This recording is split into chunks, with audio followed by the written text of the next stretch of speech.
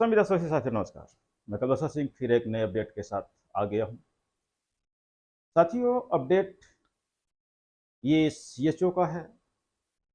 जैसा कि हमने आपको एक मैसेज डाला था कि सीएचओ की सारी जानकारी हम उपलब्ध कराने वाले हैं, तो साथियों उसी को लेकर हम उपस्थित हुए हैं। कोशिश करिएगा कि वीडियो पूरा देखिएगा, क्योंकि समस्या यही जाती है कि जो चीज़ हम उपलब्ध कराते हैं, दस्तावेज हो या कोई वीडियो हो, लोग पूरा नहीं देखते हैं और फिर सवाल उठाते रहते हैं। तो साथियों ऐसा नहीं होना चाहिए। साथियों, सीएचओ का पद हमने आपको पहले ही बताया था। कई साथियों ने सवाल उठाया था, कई हमारे साथी नाराज भी मुझसे हो गए थे कि आप सही नहीं बता रहे हो, आप गलत बता रहे हो, आपको जानकारी ही नहीं। लेकिन आज यदि वीडियो आपने पूरी देख ली तो आपको भी उस सत्यता का ज्ञान हो जाएगा, पूरी तरह से हो जाएगा। तो साथियों, जो सीएचओ का पद अपने यहां आया है एमपी गवर्नमेंट के अंदर, वो 5 साल के ट्रायल वर्जन में आया है। यहां पे पद और कर्मचारी दोनों अलग अलग हैं। आप इसको समझने की कोशिश करिएगा, क्योंकि हमारे जो साथी ये कह रहे थे कि सीएचओ 5 साल में रेगुलर हो जाएंगे, ऐसा लिखा हुआ है भारत सरकार की गाइडलाइन में। उस गाइडलाइन की हमें स्क्रीनशॉट भी शेयर किया गया था। तो हमने उनको समझाया भी था इस बात को कि उसमें पोस्ट रेगुलाइजेशन की बात कही गई है, कर्मचारी यानी इंप्लॉय की रेगुलाइजेशन की बात नहीं कही गई। तो साथियों आज वो भी स्पष्ट हो जाएगा आपको पूरी तरह से कि वास्तव में 5 साल के बाद आपकी पोस्ट रेगुलर होगी या आप यानी कर्मचारी रेगुलर होंगे। तो साथियों 90% की फाइल इस बात को पूरी तरह आपको क्लियर करेगी। साथियों मैं आपको बताना चाहूंगा कि आप लोगों ने हमें मैसेज करके पूछा आपका 90% में ग्रेड पे क्या है। फोन कॉल करके आपने पूछा 90% में आपका ग्रेड पे क्या है। मैं सभी आप लोगों को यही बताता रहा, मुझे अभी इसकी जानकारी उपलब्ध नहीं कराई गई है। जैसे ही उपलब्ध कराई जाएगी हम आपको बता देंगे।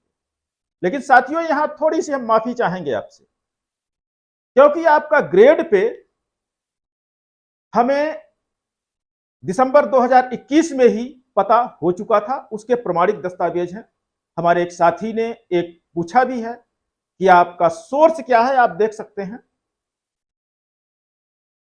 तो हम आपको सोर्स यही बताना चाहेंगे कि हमारे जो भी वीडियो बनते हैं या दस्तावेजों पे हम बनाते हैं, तो वो दस्तावेज सभी प्रमाणित होते हैं और विभाग से निकाले हुए ही होते हैं। तो आप हमारी बातों को आशंका में मत डालिएगा, क्योंकि दस्तावेज के आधार पर ही मैं बोलता हूं, अपने मन से बोलने की आदत नहीं।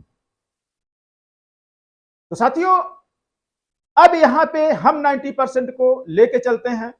ये बात हमने आपको बताई कि दिसंबर 2021 में ही आपका ग्रेड पे मुझे पता था, लेकिन आपको मैं क्यों नहीं बताना चाहता था। आपने हमसे कई बार सवाल किए हैं, फोन कॉल के माध्यम से, मैसेज के माध्यम से और यूट्यूब पे कमेंट्स करके आपने सवाल उठाए, लेकिन मैंने क्यों नहीं बताया आपको। साथियों यहां पर हमारे विभाग में आंदोलन लगातार चल रहे थे और जो आपका वेतन निर्धारित किया गया था 90% में, यदि हम आपको वो चीज सामने ला देते तो आप में कहीं ना कहीं बिखराव पैदा हो जाता। अब मैं नहीं चाहता था कि आपका अच्छा खासा भला आंदोलन चलता हुआ कहीं से भी आपका बिगड़ जाए, क्योंकि उसमें मांग भी रखी गई थी आप लोगों की जो योजना थी MLHP, mid level health provider. तो वो योजना के तहत आप आए थे, उसी योजना के तहत आप 90% या रेगुलाइजेशन चाहते थे। लेकिन आपका जो वेतन निर्धारण हुआ था वो इन दोनों में से कुछ भी नहीं था। बहुत ही लो कैटेगरी में आपका वेतन निर्धारित किया गया था। 2021 में जो फाइल हमें दिसंबर में उपलब्ध कराई गई थी, इसलिए मैं आपको नहीं बताना चाह रहा था। और मैं चाह रहा था कि जो आपके संघ लोग आपके साथ लड़ रहे हैं, आपकी मांगों को लेकर लड़ रहे हैं, वो किसी भी तरह से आपको MLHP योजना के तहत शासन से, प्रशासन से अपनी मांगे मंगवाने। लेकिन दुखद रहा कि ऐसा नहीं हो पाया। साथियों हमारे बाजू में ये वीडियो चल रही है, आप इसमें देखें, और ये फाइल आपको यदि चाहिए तो आप हमारे न्यूज RTI के जो ग्रुप हमारा बना हुआ है, टेलीग्राम ग्रुप है, आप उसको ज्वाइन करिए, वहां पे मैं इसको डाल दूंगा, वहां से डाउनलोड करके। और ये फाइल मैं 2021 दिसंबर में ही सबको दे चुका हूं। लेकिन समस्या ये है कि हमने कागज तो दे देते हैं और हमसे लोग मांग भी लेते हैं, लेकिन उसको पढ़ते नहीं। और यही कारण बनता है कि कागज तो मिला, लेकिन उस कागज में जो लिखा है, ना पढ़ने के बावजूद उसमें लिखे हुए ही सवाल मुझसे पूछे गए कि मेरा वेतन कितना है, मेरा ग्रेड पे कितना है, जबकि सब कुछ उसमें लिखा है। मैं कई लोगों के मैसेज में देखता हूं कि मुझसे फाइल मांगा है लेकिन उसको पढ़ा नहीं, फिर आखिरी में सवाल लिखा है मेरा ग्रेड पे क्या है। तो साथियों ऐसा ना करें, क्योंकि नॉलेज ही आपके लक्ष्य तक पहुंचाने का पहली सीढ़ी बनता है। तो साथियों, यहां पर जो CHO को रखा गया है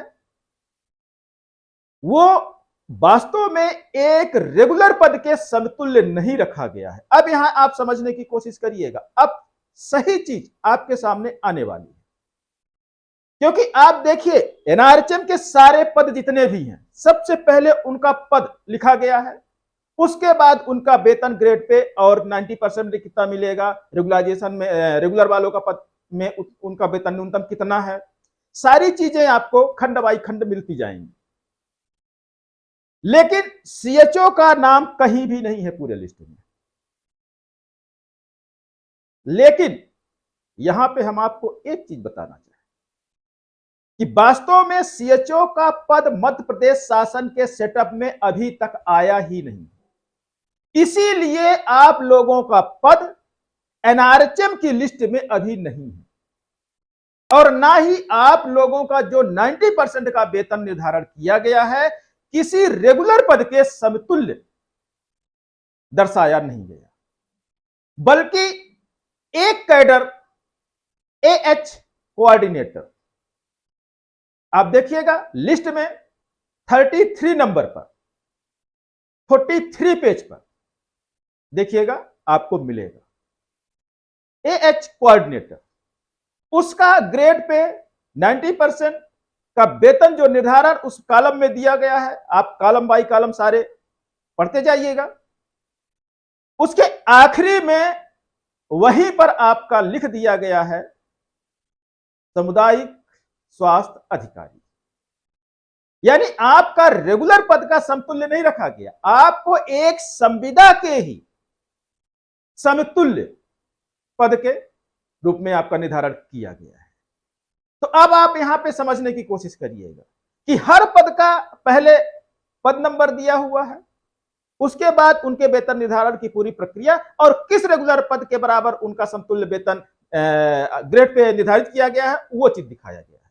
लेकिन CHO का कहीं भी लिस्ट में पद क्रमांक में कहीं भी मेंशन नहीं है। इससे स्पष्ट होता है कि मध्य प्रदेश शासन के सेटअप में अभी तक आपका पद नहीं आया। यह पद आपका सेटअप में आएगा 5 साल के बाद,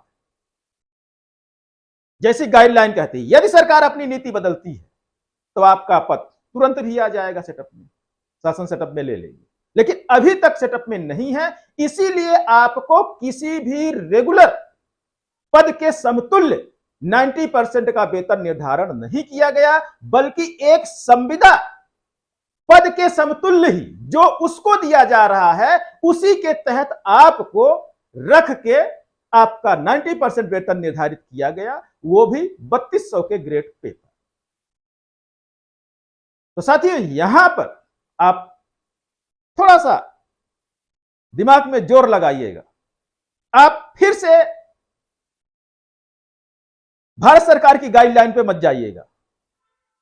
और एक लेटर भी इशू हुआ था भारत सरकार से कि मध्य प्रदेश सरकार यदि चाहे तो CHO का पद रेगुलर कर सकती है। यहां फिर आप सुनिएगा, CHO का पद रेगुलर कर सकती है, कर्मचारी की बात नहीं थी, क्योंकि अभी तक आपका पद सेटअप में मध्य प्रदेश शासन के है ही नहीं।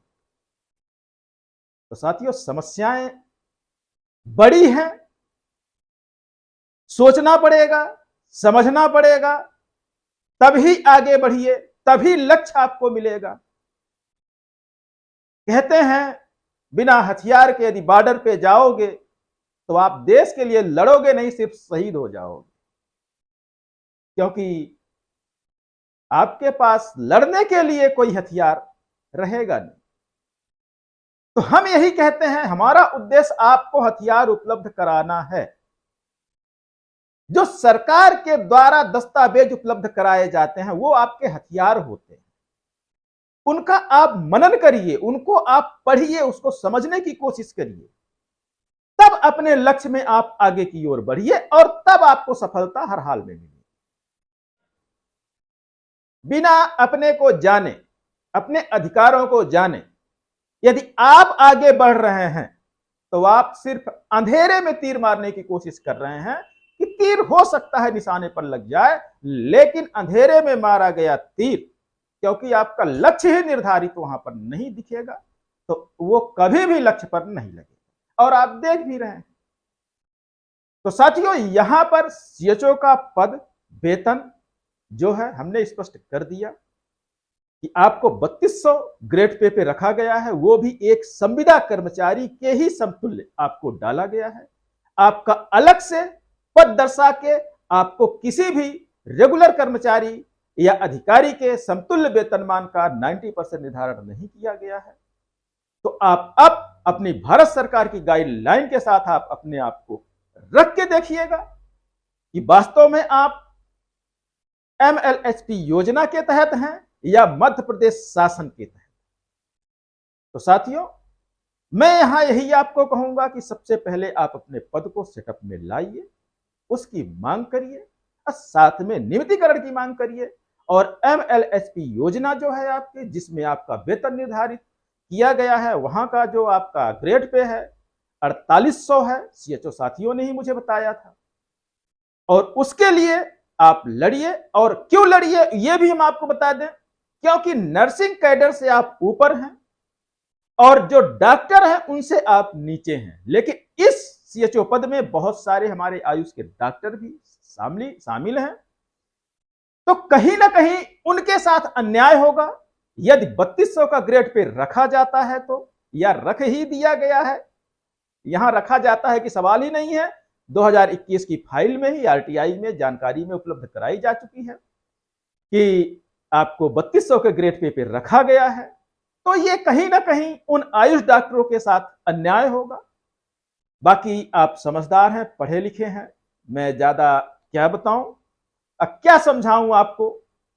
हमें सूरज को दिया दिखाने की आदत नहीं है, लेकिन कभी कभी जरूरत पड़ जाती है जब सूरज दिन में धुंधला हो जाता है या हमारे साथी अपने अधिकारों को नहीं देख पाते, तो हमें वहां पर दिया जलानी पड़ती है वीडियो के माध्यम से, अपने रिकॉर्डों के माध्यम से। साथियों, वीडियो देखिए, हम यही कहेंगे जो हम रिकॉर्ड उपलब्ध कराते हैं शुरू से अंत तक उसको पढ़िए, आपके काम के हैं, आपके विभाग। साथियों, इन्हीं शब्दों के साथ लेते हैं।